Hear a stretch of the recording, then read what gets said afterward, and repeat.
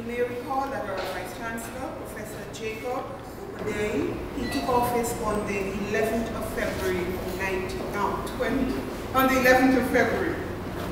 this year. And Vice Chancellor was one of 4 candidates who had been shortlisted to be interviewed in November for the vacant post of Vice Chancellor. Our Vice Chancellor has lots of plans for our university, and I'm not going to delay much further, but I invite him to come and share his plans and his ideas this week. Vice Chancellor. Thank you. Good morning, everyone. It's a pleasure because I consider the media to be a strong stakeholder of improving the quality of services at UG. One of the things that UG is suffering from is rebranding itself to be called a high-quality university. I have 3 pillars on which the transformation process of improving the offerings at UG.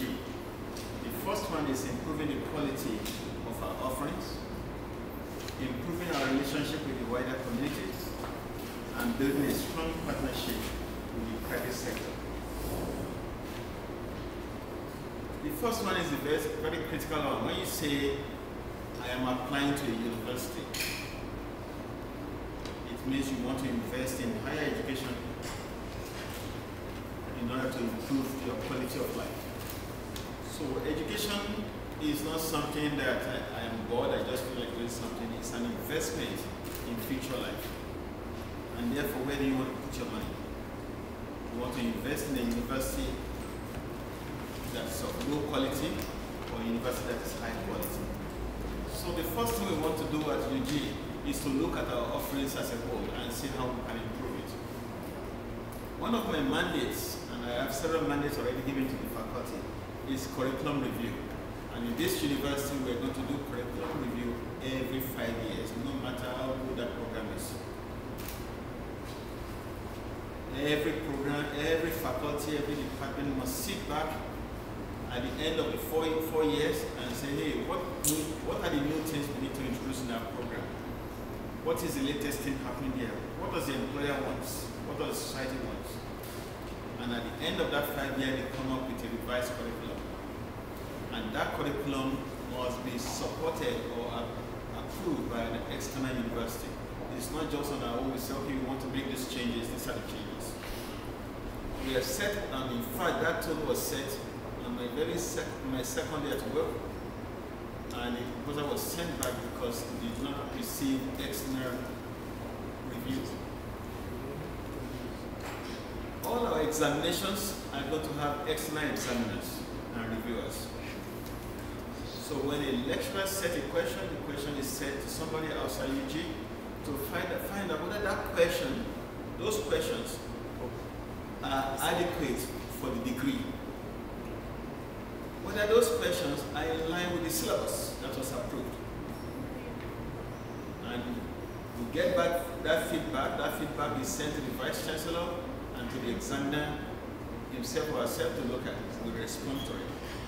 When you finish marking, your answer script is sent to the external examiner to find out whether the lecturer is fair in his marking, whether the examiner is too generous just awarding marks.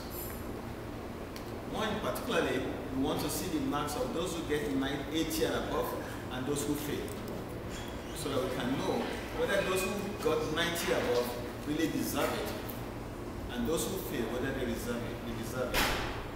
But what is instructive is to find out whether those who did very well because of who they are in terms of their background and their qualification and their attendance classes. Something that I've asked all faculties to provide me is failure rate. Any course that has more than 25% failure rate, the lecturer must write a report. Why do we have so many failures in your course? There are several reasons why people will fail, and we want to address those reasons directly. It's not initially the fault of the lecturers, but the lecturer must know if I am teaching for a whole semester and 50% fail my courses, and I need to find out why. And we have that dialogue. And then the department will tell us what can we do to improve the pass rate. Okay. So we are not going to look at our high failure rate and just continue, life continue just as it is. We have to dissect it. This university, before the end of this year, is going to have a quality assurance unit. And that unit will be doing self-assessment. They will go into a department and want to find out what is your records for doing this, for doing that. Marks, tests given on time.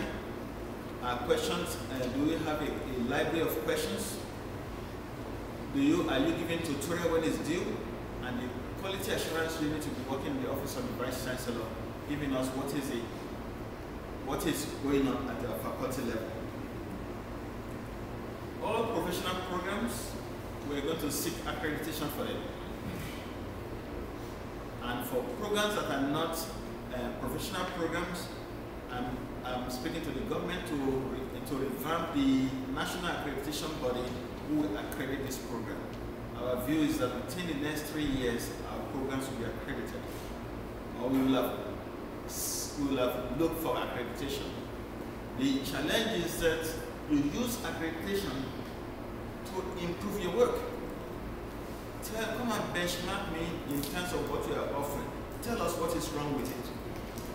The accrediting body will say this is what's wrong with it, and you do something about it. And then you can boast that this program is accredited.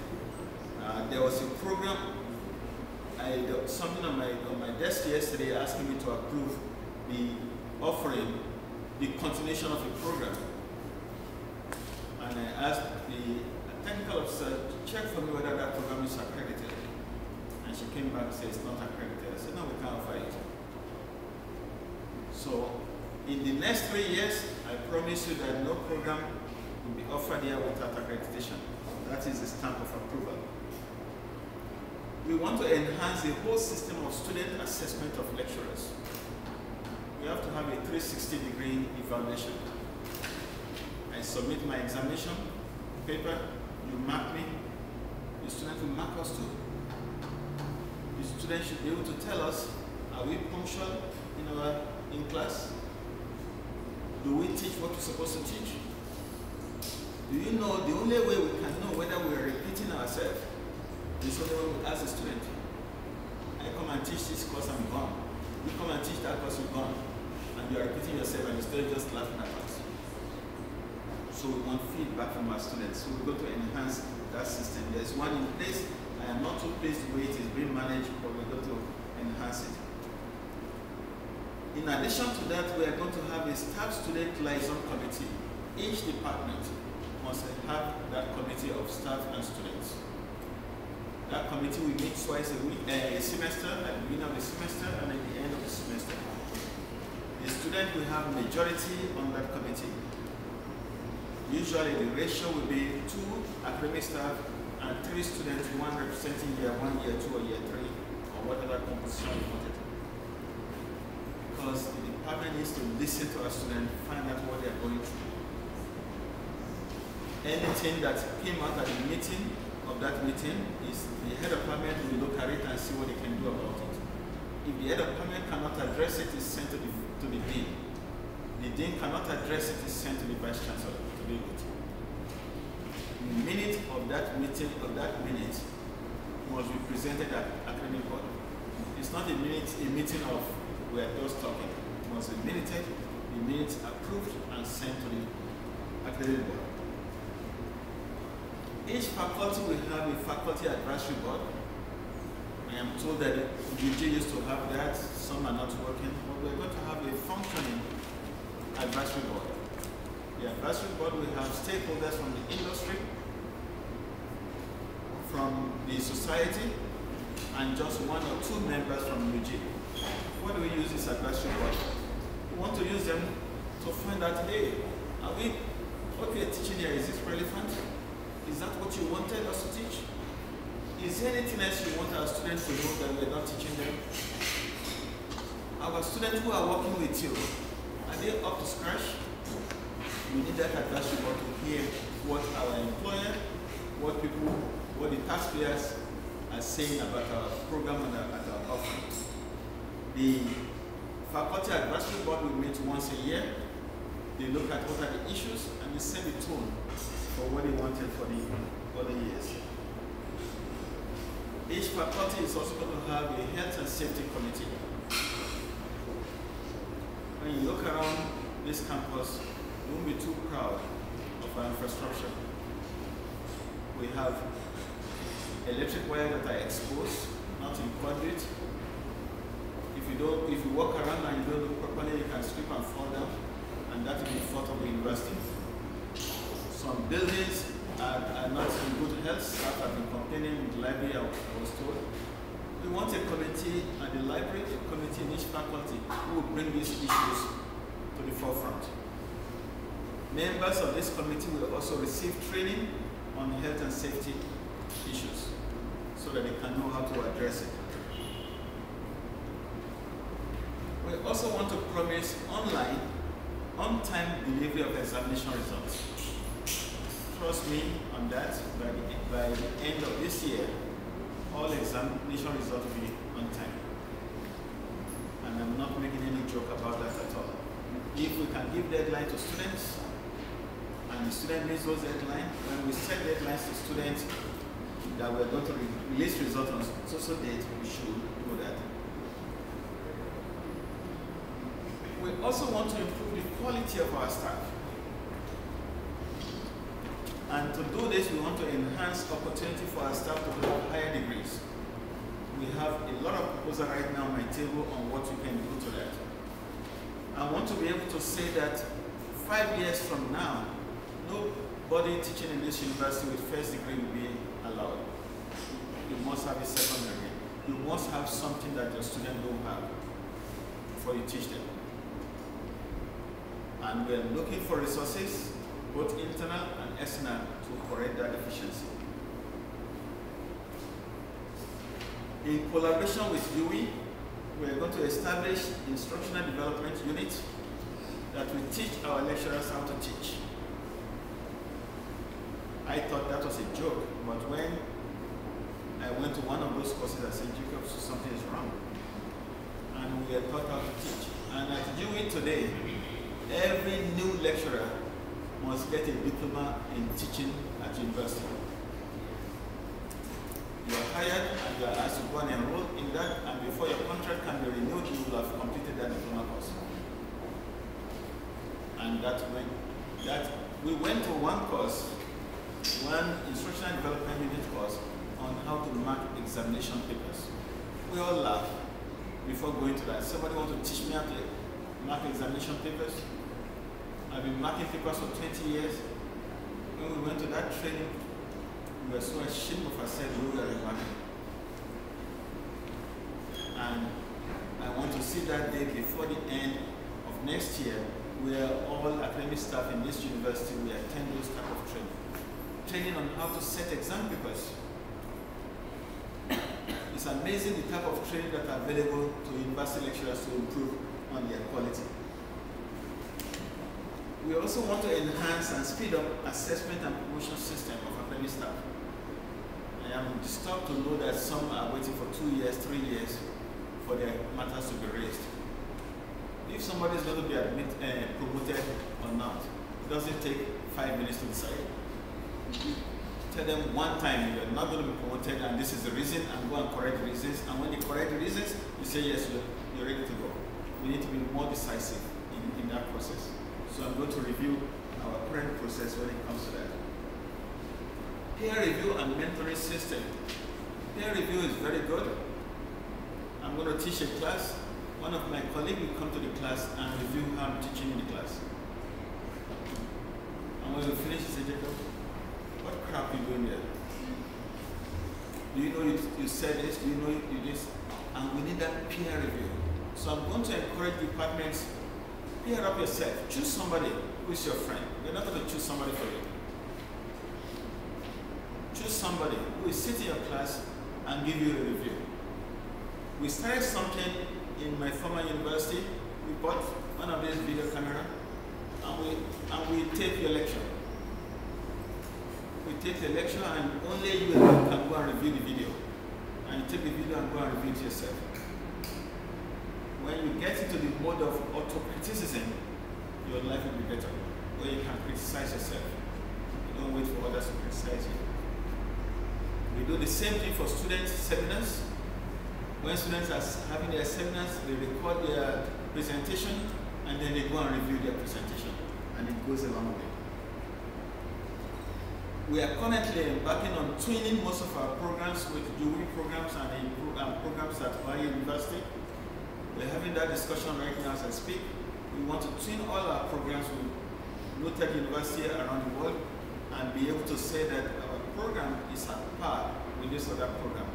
Not equal, but at par with it, because we have to take care of some peculiarity in our environment.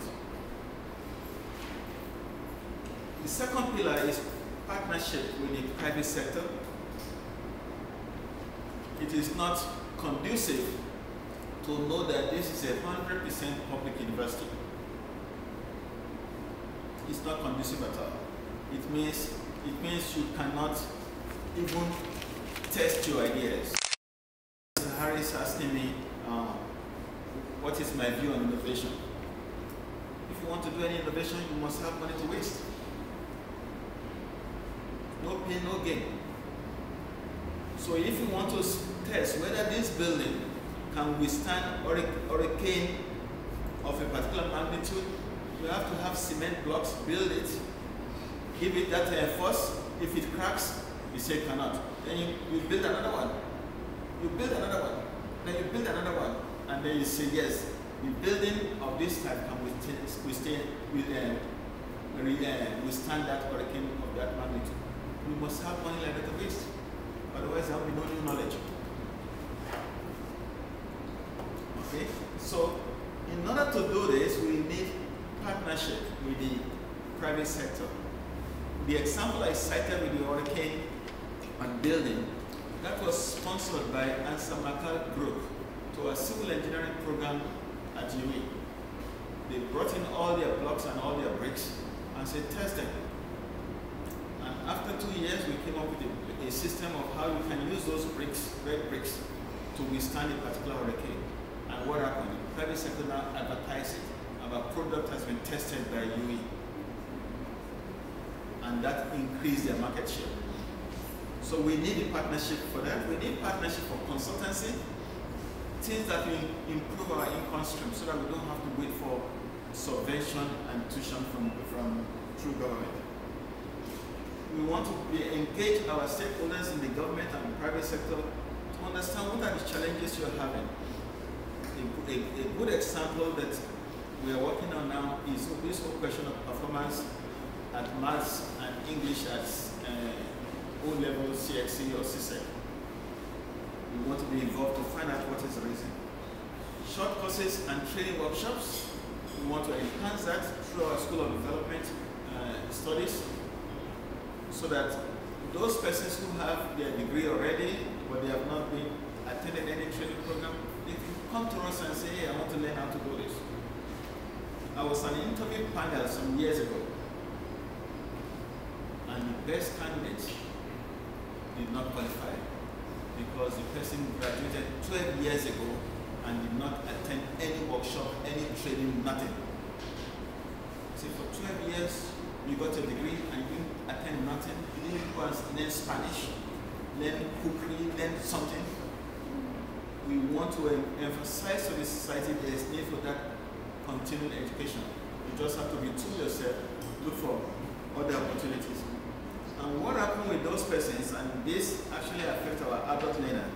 When our adult learner comes to UG as first year student, and the last time he went to school is 16 years ago, guess what happened when the exam comes? They sweat. Because they don't even know how to address the exams. And we have to find a way to take care of the anxiety in that realm. We want to commercialize our research. Is there anything that we have done that is good? How can we turn it into product and sell it? I spent my sabbatical in a university that makes ice cream. Their food technology department, they come up with new flavor almost every year.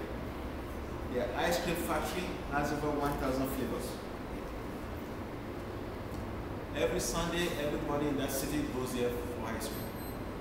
And they hire over 2,000 students working there. Is there anything that we have come up with that is so good that we can sell? I have a reputation of selling my research. I'm going to encourage people, even if it's a storybook that you have written, let us publish it for you and sell it. If it's a book of poems, let us sell something.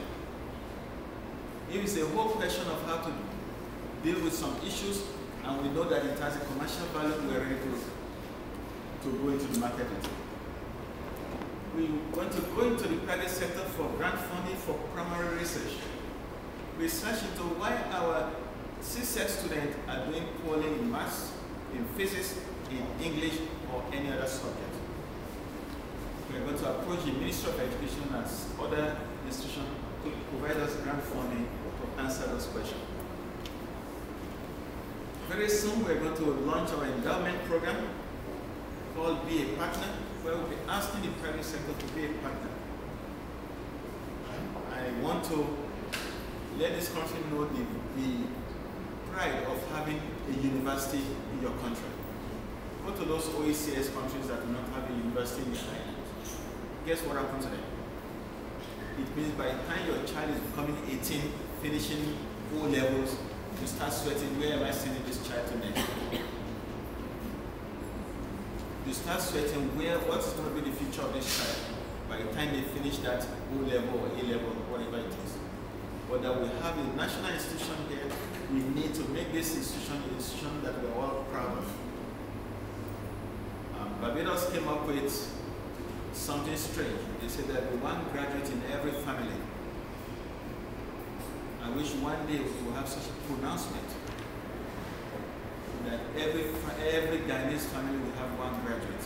We are far from there, and it has a resource issue. But can you imagine when we get to that stage? We can never have a nation that has too many graduates. Never. I came from Nigeria. Nigeria produced 30,000 medical doctors a year. For what? For export. We can have a society where there is nobody who wants to work at KFC because they are all qualified. And then we go and bring some people from other countries to come and work there. That's what the United States is doing. The United States still and Canada, they need immigration because their society has moved up and there's nobody to clean the street.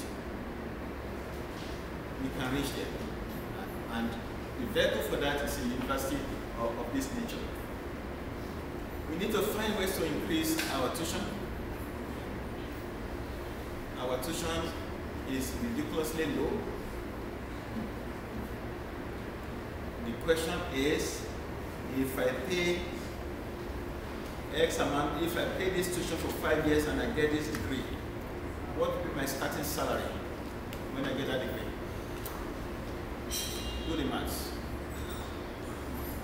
And with low tuition, we have to depend on subvention, or we have to cut this and cut that. So the approach under my leadership of this university, improve the quality, find ways to increase the tuition so that students can get value for money. We need to start paying economic costs and stop the subsidy. What is the true cost of providing internet access to our students? And somebody got to pay for it. Because when they live here, they pay the true cost when they go home. So the whole essence of freeness needs to stop. Because once something is free, what happens to the quality? It goes down. So we're looking at how to enhance our services to make sure that our library and all our IT resources are up to standard. International conference every year at this campus. The purpose of this international conference is to let people be aware of our offerings at the university, Let us know what is going on in other parts of the world. And this is something that I've given the faculty as a mandate, not only for income stream, but also to exhibit our knowledge. These are the areas that I will be seeking private sector investment and support. And the aim here is to improve campus life. My goal is, how can we make this campus a place where after work I just want to come and relax? I don't want to study nothing. There are some issues at home I can't deal with. Let me go to the campus and relax. Let me go and walk around and see. To do this, we want to bring in some concessionaries, name it KFC, name it. All those concessionaries at Georgetown, we want to bring them here. Such that you say, I don't feel like going to Georgetown to get my food. Let me come to UG and get my food. We want to have a supermarket and a pharmacy right inside here. You have a headache, you don't want to go and line up after a Medex. Just go and buy some Panadol. Where do you get that here? And we're saying that this university is not for our students only, it's for the whole community here. Where the community can just come around and enjoy the facility. We'll be asking for the private sector to donate more park benches for us, where you can just sit down and relax yourself or read some book. We want to have walkways that you can go from one building to the next building and you can avoid the rain. I will wish that our lawn would be like this all the time, well manicured. And that makes it very inviting. And if we can put a walkway around it where people can say, okay, I want to go 5 laps and do their weight watch program. I listened at the open day to our musical group. They were so nice. And I was going to speak to our PR on this. Can we have UG musical band? And I will raise money to get all their instruments for them. And on Friday, let that musical band go to Main Street and just perform some jigs free of charge. Go to the Babis and just play music to the people. And let them know that is UG musical band. Or our dance troupe. Something different. Let them know that a university graduate is a human being. They have other lives as well. I've been asking for the private sector to donate an ambulance. I'm not aware if we have an ambulance at this university. If there's one, it's hiding somewhere. But we should have an ambulance. When you have so many persons around, it's important to have that. The Student Activity Center and Daycare Center is something that we are working on, whereby our students and leave work, bring their children for 2 hours and say, take care of that child for me, I have classes to attend. You attend your class, you pick up the child and you go home. That's part of life. Okay? And we want to also have a better bookshop, ATM machines, and improve postal services on the campus. So that all the services you can get at Georgetown, you can just come here and relax yourself and be part of what's going on here. This is some specific area that I'll be approaching the private sector for. Endowment chair, professorial chairs in the following area. Guyana is noted for rice production, and we have no professor of rice production. It's a shame. We need a professor who specializes in rice production, how to come up with different variety. If I can get the private sector to sponsor this, I'll be so glad. Once we have a professor at that level, then we start producing PhD at that level. And we hope that one day, other rice producing countries will send their citizens here to learn how to produce better rice. The same thing with rum. We have no professor of rum production, and Guyana has the best rum in the world. But when it comes to the academics, nothing. We have to have that professor of rum production, and even, if possible, set up a rum testing facility here on the campus, where tourists can just come and sample the rum. is integral to the national development as a whole. Agricultural economics, Ghana is the food basket of the region. We have a professor of agricultural economics or agricultural production. I'm not aware of that. Sugarcane production, low carbon initiative, and entrepreneurship. These are areas that have been approaching the private sector to give us a professorial share in each of these areas. Comes to the professorial share is an opportunity for current academic staff to get their PhD and to also to have collaborative research. The third pillar is our relationship with the wider community. I spoke about some of this already. But we want to start looking at giving credits for community learning, where a student will get credit for doing something for the community. Where a student, no matter what discipline you are, you want to go to a church in any community and teach them how to sing a song that you like so much. Or prepare them for Christmas carol, or prepare them for Padua, and say, yeah, this is my project, and you get credit for it. Whether you are doing medicine, engineering, doesn't matter. But we want our students to have presence in the community. Or you want to tell the community, hey, I want to plant some trees for you.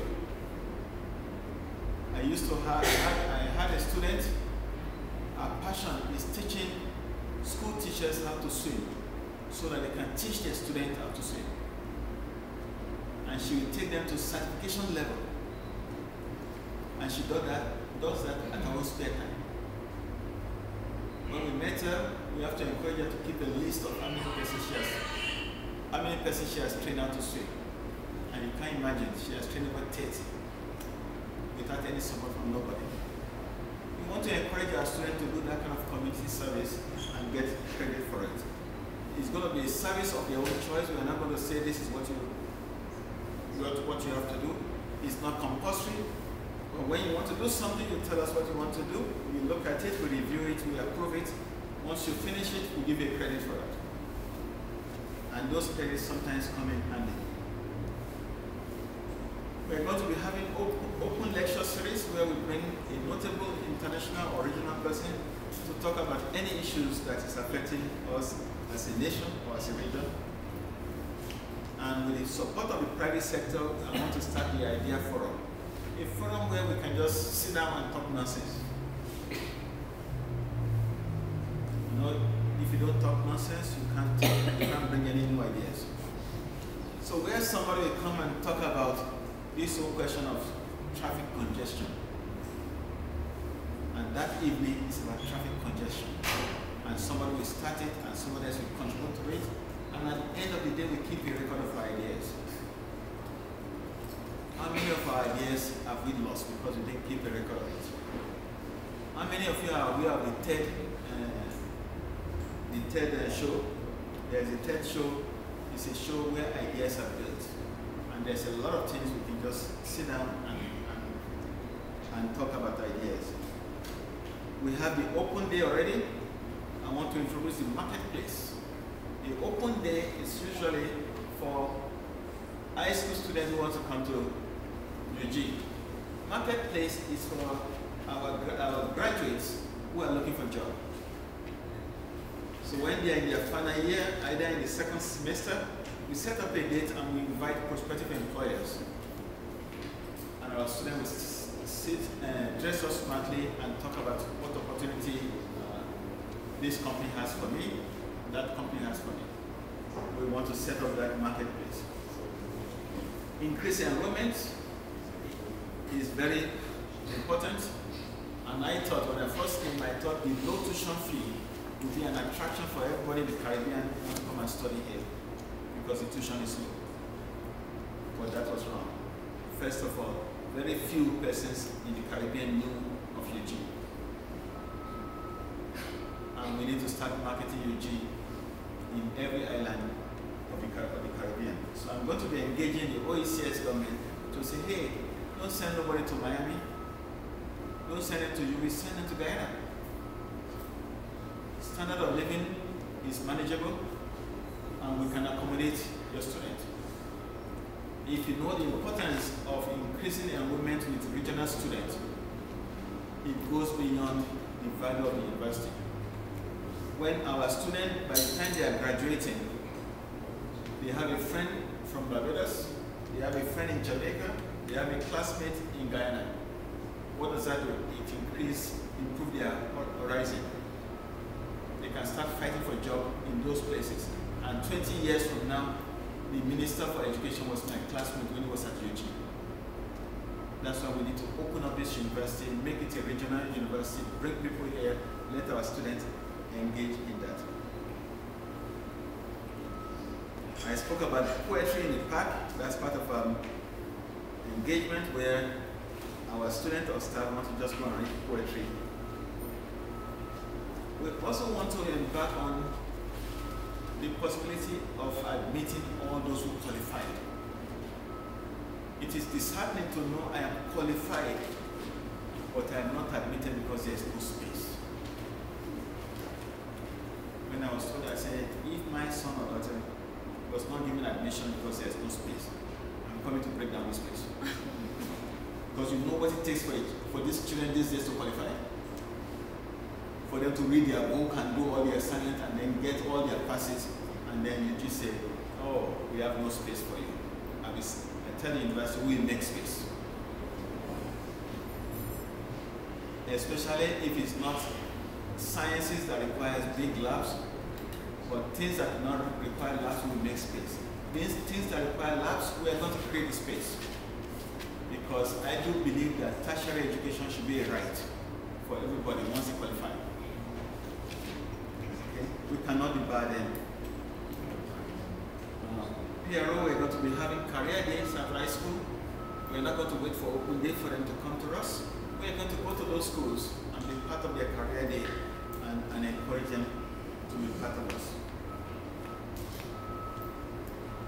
I'm going to seek effort to renew our radio license. Eugene needs to have his own radio station where we can say whatever we want to say. I used to be a DJ in my university radio station playing African music on Sunday afternoon in Canada. Guess how many listenership waiting for that 1 hour of African music. Okay, I'm told that we have the equipment. I'm told that we have the equipment. The license has expired. I'm going to vigorously fight for that license too. And do you know what we use the radio station for? To create the entrepreneurship of our students. Let the students say, I want to come and play guitar, 30 minutes guitar on the radio station. I want to come and tell a story. I have a short way for doing these mathematical questions. I want to share it with the listener. I want to let the Vice Chancellor come and explain marriages in Africa, the meaning of Yoruba names, things like that. It's part of our educational system. On the TV station, I want us to get a 30-minute segment in one of the TV stations. I understand we used to do this before, but we need to bring it back. 30 minutes a week.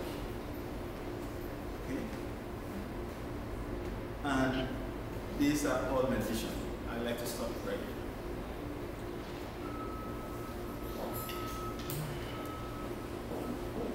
Thank you very much, Vice Chancellor. Now the floor is open for questions dealing specifically with what the Vice Chancellor has just discussed. You may just introduce yourself, your name, and your media house. Chancellor, Nightly News. With regards to the increase in tuition fees, how much are you looking to increase it by? We're not dealing with how much now, we're dealing with the principle. And the principle is that the price of bread 10 years ago is not the price of bread today, so tuition must increase. And once we agreed on that principle, we can be looking at 5% increase, 1% increase, 2% increase. But there needs to be some transparency into everybody should know that, okay, it's going to go up by so much percent. But we have not reached that stage where, in terms of what is the quantum of the increase. Compared to other universities in developing countries, our tuition fees, is it on par? Comparable? The tuition fee here is called lesson fees. And I call it lesson fee. In St. Augustine, There are some courses, high failure rate is about 90%. And we have people giving lessons to our students, charging the same fees. Okay. So compared to other universities, our tuition fee would be about 9,000 US, 5,000 US. Right now, our tuition fee is 600 US. Okay. So it's not comparable at all. But I understand the basis why it is so low, because up to now it's a social program. And I want to move it from being a social program to an economic program. Because once we give you that certificate today, your standard of life will change tomorrow. You might not get a job today, but when you get that job, your salary will be so much. And we need to start pegging it into the value of that degree. Professor, the Shibal Dabrara is, sir, you say when tuition fees may increase? I know you've discussed the quality, but when? Are you looking at the time frame? I don't know, I cannot give you the time frame, but everybody is aware that it needs to be increased. But we don't know the time frame. The discussion is going on as I speak. Who are you speaking with? We're speaking at the council level, we're speaking at all our stakeholders level. You've already told government that this is the direction you have to go. Everybody's aware. We just completed a study on the Trevor Hamilton report study. That report will be presented to the stakeholders on the 22nd of March. And the whole question on the increases fee is on that report. So we're engaging the stakeholders at this moment. So that was recommended in the study? That's recommended. Classroom user. Dr. Oak, I noticed that part of your plan is actually aimed at making life easier, so to speak, for some students. But is there any particular interest you're going to be on part-time or night students? I don't get it clear. Sorry, I'm cold. Part-time or night students, are you thinking of going that direction, catering to them? Teaching to them? Yes, catering to their needs as students. Our role is to cater for all our stakeholders. Before I came here, I'm saying, why do we have so many evening classes and all the lectures in classes? And I must applaud Eugene for responding to the need of his client. And that's what we've done. I hope that in the next 5-8 years, our cohort will be high school students, not people who are still working and trying to take care of their life. And I applaud those persons trying to improve their life and work. That is mostly in the social sciences, perhaps in the other faculties or schools. Do you think this is likely to come on stream anytime soon? Come on, what come on stream? Catering to part-time or nighttime students. Right now, mostly it's in the social sciences. As I said, that each department has to cater for its stakeholders. If the large percentage of our customers say they want part-time studies, we cater for it. And we cater for it. The challenge in that is that you can't have one lecturer teaching in 2 streams. I taught this one in this full-time course program, and I taught this in the part-time program. It becomes very difficult. And therefore, our stakeholders must provide opportunity for their staff to excel. For example, the program in education, I am told that the school teachers cannot leave the school before 3 o'clock, and therefore the class has to be in the evening. I say, yeah, I understand that, but I hope one day we will be charging extra for teaching in the evening, because our staff have family to go and take care of. And if the school can say that you cannot leave school before 3, you are saying that, hey, we don't care how you get a degree. But if the employer say, hey, I want to invest in you, they must be able to give you time off to go and attempt your degree. And so what is happening now is that we have students who are 21 years old, they are not working anywhere. And in the morning they have no classes. They have to wait in the evening to have classes. You know what that means?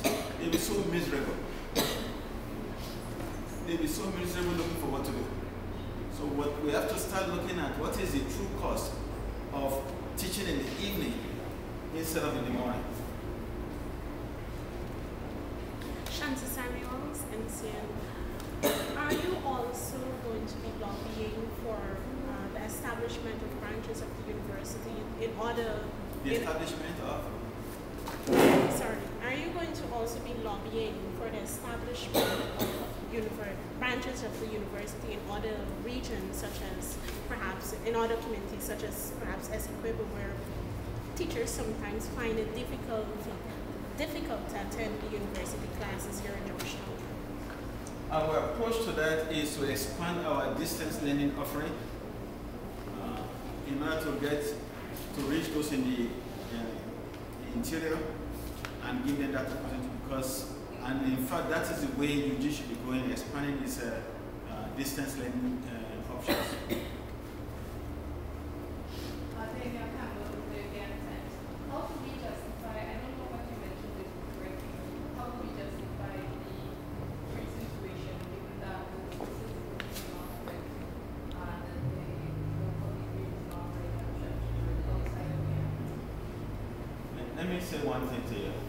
Once UG is accredited, all our programs are automatically accredited. So there's no question that most of our programs are not accredited. They are. A UG degree today is equal to UE degree in Trinidad, is equal to a university in US degree.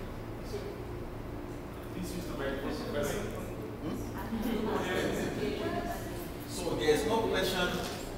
The one that I referred to was a distance learning program that we subscribed to. And we found that that program is not accredited in Canada. But all our program, we have our quality assurance, and before I came here, I'm telling you that you get a UE degree, a UG degree, you will compete with anybody in the world for job and for quality work. And the question is that it's not that because of the challenges we are having with our offering, that's why the tuition should be lower. No. Right now, the tuition, do you know, I did a math recently, the cost, our cost for each graduate, each student on this campus is $345,000 Guyanese dollars per year. $345,000. What is the tuition? This is the cost of giving that person the education that you wanted, the quality education that you wanted. And education is a business. Education is not something I love that I want to give education. It's not about love. It's business. You get your degree, you go and fight it out outside there and get money. Do you know that with your degree, your chances of even getting visa is higher? You apply for visa and you say, I have a degree. Your chance of getting a visa is higher because quickly they look at it that, okay, you belong to this category of social echelon. So we should not treat it as something that it is a community will like you, oh, just go and get education. No. If we have to improve their facilities, look at it. I will wish we can improve this room with wireless services. That costs money. How do you raise the money? You can't raise the money by begging people to put it here. You raise it through the services that you are selling. What do we sell in this university? We sell education. We sell our certificate. For the Vice Chancellor to sign that this person has a BSc, it means the Vice Chancellor has received a check for the work that was put in to get that degree. So I think it's common sense, and nobody can go against it. It's a question of how do you do it, and what percent, who pays what, and who pays what. What's the current budget like? What's the deficit? I don't have that figure, but it's in the region of 300 million. What, the deficit?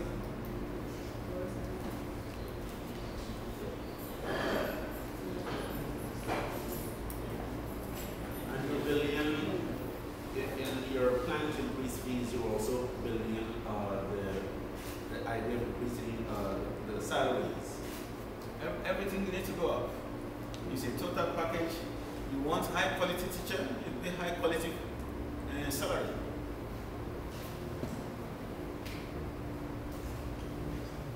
If you are saying that people with BSc should not be teaching, it means you have money to hire people with MSc and people with PhD. If you say that our professional practice in technology is not up to mark, it's because you have money to bring in quality persons.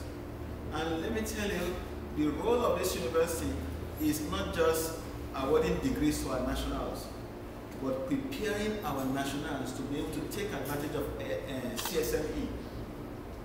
Let our nationals, Guyanese, go to Trinidad and fight it up as engineers, not as traders. Go to other countries in the region and fight it up as professionals. And that's an investment that we have to make. And look at how Nigeria made that investment. There was a time the medical doctors are Nigerians. What do you think of that? It brings some certain level of respectability to the country. But when 80% of Guyanese in Barbados are laborers, how does that sound? And we need to reverse that. Reverse that by investing in our human resource development and let our people go and fight it out wherever they are. The way I'm fighting it out here. So we need to find a way to make them more competitive. How soon do you foresee the campus getting a facelift? Facelift will occur within the next 2 years. We have money for it under the World Bank project, which is going to provide facelift in building and infrastructures. And within the next 2 years, we start seeing the result of that. The project started already. What's the cost of the project? It's about 10 million US.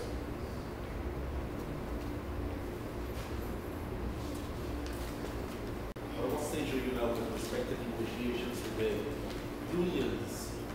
We're at the stage now where we are going to hire a consultant who will do the survey of comparative salaries, not only national but regional.